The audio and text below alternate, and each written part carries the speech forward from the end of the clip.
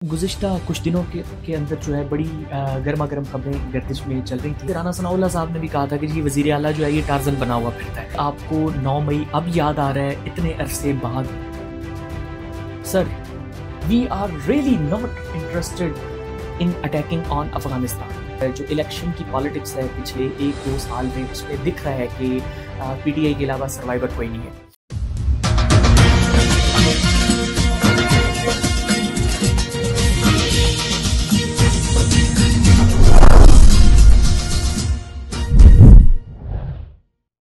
बिस्मिल्लाहिर्रहमानिर्रहीम, मैं हूं आसिम फारूक और आप देख रहे हैं रियासत.pk। अच्छा, गुज़िश्ता कुछ दिनों के अंदर जो है बड़ी गर्मा-गर्म खबरें गर्दिश में चल रही थी। हम सियासी मैदान से शुरू करते हैं जहां पर न्यूली इलेक्टेड सीएम केपी के जो सुहेल खान आफरीदी हैं उनके हवाले से हुकूमती और हमारे जो अस्करी हल्के हैं उनमें गुफ्तगू चली आ रही थी। उस हवाले से राना सनाउल्लाह साहब ने भी कहा था कि जी वज़ीर आला जो है ये टार्ज़न बना हुआ फिरता है, जो अडयाला जेल की जो है वो दीवारें फलांगेगा। इस हवाले से शायद हुकूमती कोई काविश इस चीज़ में की गई या उनके मीडिया सेल से गफलत हुई, फिर हमारे कुछ जो मेन स्ट्रीम चैनल्स हैं उन्होंने भी गफलत की। उनके हवाले से एक वीडियो मेन स्ट्रीम मीडिया पर भी चलाई गई जहाँ पर ये कहा जा रहा था जी कि वो जो वीडियो है वो 9 मई के हवाले से है, जिसमें सुहेल खान आफरीदी साहब इंक्लूड हैं और शायद उन पर भी कोई मुकदमा बनाया जा सकता है 9 मई के हवाले से। अच्छा, अब ये एक सोचने की बात है कि आपको 9 मई अब याद आ रहा है इतने अरसे बाद। बहरहाल जो भी मामलात हों, इसमें फिर जो केपी के खैबर पख्तूनख्वा का जो इंफॉर्मेशन का डिपार्टमेंट है उन्होंने इस पर क्लैरिटी की। उन्होंने मीना खान उनके जो रहनुमा हैं उन्होंने, और उनके साथ पीटीआई के एक और रहनुमा मौजूद थे, उन्होंने एक बड़ी क्लैरिटी के साथ कहा जी देखें ये आप मिक्स कर रहे हैं ज़मान पार्क को और जो 9 मई है। ये वीडियो ज़मान पार्क की है जिसमें जब पुलिस और जो पीटीआई के कारकुन थे इमरान खान की गिरफ्तारी के हवाले से उनके दरमियान जो तसादुम हुआ था ये उस दौरान की वीडियो है। तो ये क्लैरिटी हुई। उसमें फिर कुछ तल्ख जुमलों का तबादला भी हुआ जिसमें कहा गया जी जो उनके मीना खान की तरफ से कि जी आप अगर बात करते हैं सुहेल खान आफरीदी की या वो, तो हम फिर आप अगर हमारी ऐसी की तैसी की बात करते हैं तो हम जो खैबर पख्तूनख्वा का मैंडेट है उस पर जो नज़र डालेगा उसकी ऐसी की तैसी, और फिर जी केपीके पे जो नज़र डालेगा उसकी ऐसी की तैसी। तो बड़ी गर्मा गर्म माहौल जो है ना जी वो इंटरनल महाज पे हमारे सियासी चपकलश चल रही है। इसके बाद हम बात करें जो एक बड़ा ही हॉट टॉपिक है, हमारे जो नेबर्स हैं, हमारे बड़े ही प्यारे नेबर, हमारा अफ़गान नेबर्स। तो अफ़गानिस्तान के हवाले से कुछ खबरें गर्दिश कर रही थी।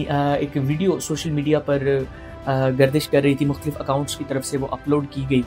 उसमें जी उनकी आर्मी है और वहाँ पर एक नज़म पढ़ी जा रही है। वो नज़म जो है वो पाकिस्तानी फ़ौज या पाकिस्तान के हवाले से एक बड़ी तल्ख जुमलों का तबादला हो रहा है और उनका ये जी कहना है कि जी अगर पाकिस्तान सोचेगा जी कि काबुल पे हमला करना है, पहली बात तो हम काबुल पे हमला करने में इंटरेस्टेड नहीं है। वहाँ पे है ही क्या, पत्थर पड़े हुए हैं।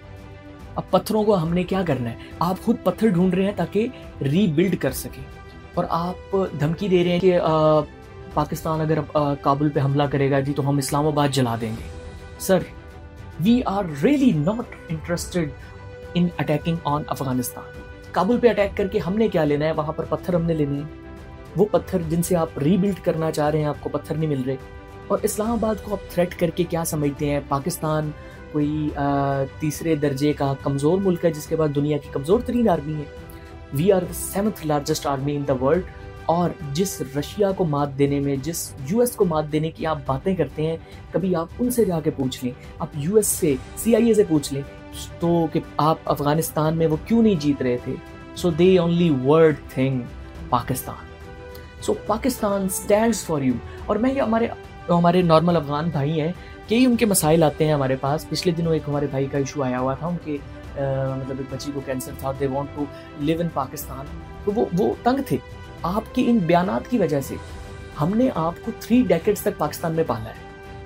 अब जब आपको हमने कहा है कि पीसफुली वापस चले जाएं, आप 30 ईयर्स तक यहाँ पर रहे हैं, आपने टैक्स नहीं भरा, आपने अपने आप को एलिजिबल नहीं किया for the nationality, you can do that, you can apply for Pakistani citizenship. आपने कुछ नहीं किया। आप चाह रहे थे आप फ्री ऑफ कॉस्ट पाकिस्तान के रिसोर्सेज का इस्तेमाल करें, आप यहाँ पर रहें भी, आपको पूछे भी कोई ना। जब आपको वापस भेजा जाने लगा तो ये आपने मसाइल शुरू कर दिए। तो इस हवाले से सोचने की ज़रूरत है अफगान गवर्नमेंट को भी कि उम्मत कि जो इत्तेहाद से अपने आप को ना निकालें, पाकिस्तान नहीं निकलने वाला। पाकिस्तान स्ट्रेटजिकली बहुत इंपॉर्टेंट रहा है और इंशाल्लाह रहेगा ता क़यामत। इसी हवाले से स्ट्रेटजिक इंपॉर्टेंस की आपको बताते चलें, इस्तांबुल में जो वज़राए ख़ारजा हैं मुस्लिम ममालिक के, उनका इजलास है और उसमें अभी तक की जो हमारी रिपोर्ट्स हैं उसके मुताबिक वज़ीर ख़ारजा पाकिस्तान के जो हैं वो इसमें शमूलियत के लिए पाकिस्तान से जा चुके हैं, इस्तांबुल रवाना हो चुके हैं। और उसमें जो पाकिस्तान का मौक़िफ़ है वो उन्होंने वज़ीर ख़ारजा ने बयान किया है कि हम इसमें कोशिश करेंगे कि गज़ा में मुकम्मल जंग बंदी की हम इस पर ज़ोर देंगे और हम चाहेंगे कि जो अल-कुद्स है वो मौजूदा जो फ़लस्तीन है उसका दारुल हुकूमत बने और वहाँ पर पीसफुली सब कुछ हो जाए। So Pakistan is doing what we can do, stand with the उम्मा, स्टैंड विद द मुस्लिम उम्मा, और पाकिस्तान का फ़र्ज़ भी यही बनता है। अच्छा, इस हवाले से एक और हम आपको इंटरनल ख़बर देते चलें, this is in and out बहुत हो रहा है। मुराद सईद साहब जो हैं पाकिस्तान तहरीक इंसाफ के रहनुमा हैं ISF के हवाले से, उनकी जब से वो गायब हुए हैं, गिरफ़्तार हुए हैं या मतलब भाग गए, उसमें एक पूरे मामले में एक मौमा चला आ रहा है जी कि वो किसके पास हैं जी, कहाँ पे हैं। कभी वो जी पिक्चर्स आ जाती हैं अफ़गानिस्तान में हैं, कभी जी KPK में हैं। उस हवाले से सवात में एक होटल है जी जहाँ पर बताया जा रहा था कि वहाँ पर वो मौजूद हैं। वहाँ पर हमारे जो इदारे हैं उनकी तरफ से एक छापा मारा गया, लेकिन मुराद सईद साहब वहाँ पे नहीं मिले। इस हवाले से जो है कल दोपहर 2 बजे जो KPK में एक जरगा बुलाया गया है उनकी गिरफ्तारी को रोकने के हवाले से। तो देखते हैं इस पर फर्दर क्या मामला चलते हैं। अच्छा, फिर एक और हॉट टॉपिक पंजाब और सिंध का। पाकिस्तान बार काउंसिल के हवाले से जो इंतखाबात का मामला था उसमें जी पाकिस्तान तहरीक इंसाफ का जो इंसाफ लॉयर फोरम और हामिद खान ग्रुप, कुछ मसाइल इनके चल रहे थे आपस में, बट इसके बावजूद पाकिस्तान तहरीक इंसाफ ने बड़ी वाज़ेह कामयाबी हासिल की है। और बहरहाल फिर हम जो मर्ज़ी तनकीद कर लें खान साहब पर, उनके नैरेटिव पर, we can do whatever, बहरहाल जो इलेक्शन की पॉलिटिक्स है पिछले 1-2 साल में उसमें दिख रहा है कि PTI के अलावा सर्वाइवर कोई नहीं है। सो इसको आगे बढ़ते हुए सिंध काउंसिल के इंतखाबात, अच्छा उसमें एक भी बड़ा कांटे का मुकाबला हुआ है जी। टोटल हमारी वहाँ पर जी 30 सीटें हैं जी सिंध बार काउंसिल की, उसमें 15 सीटों पर जी पीपल्स पार्टी ने मैदान मार लिया है और 15 सीटें जो हैं पाकिस्तान तहरीक इंसाफ ने मैदान मार लिया है। अच्छा, अब मैं आपको ये बताते चलूँ, गैर हतमी गैर सरकारी नतीजे हैं, इस पर कोई अभी तक वाज़ेह नहीं आया नतीजा। अच्छा, इसमें एक और ख़बर आपको शामिल करते चलें कि 8 नवंबर तक भर में जो है जी दफ़ा 144 नाफिज है। इस हवाले से जो पंजाब गवर्नमेंट ने नोटिफिकेशन जारी कर दी है, हर किस्म के एहतजाज, जलसे जुलूस, रैलीज़, धरनों, इज्तिमा और ऐसी तमाम सरगर्मियों पर जी जो पाबंदी आई।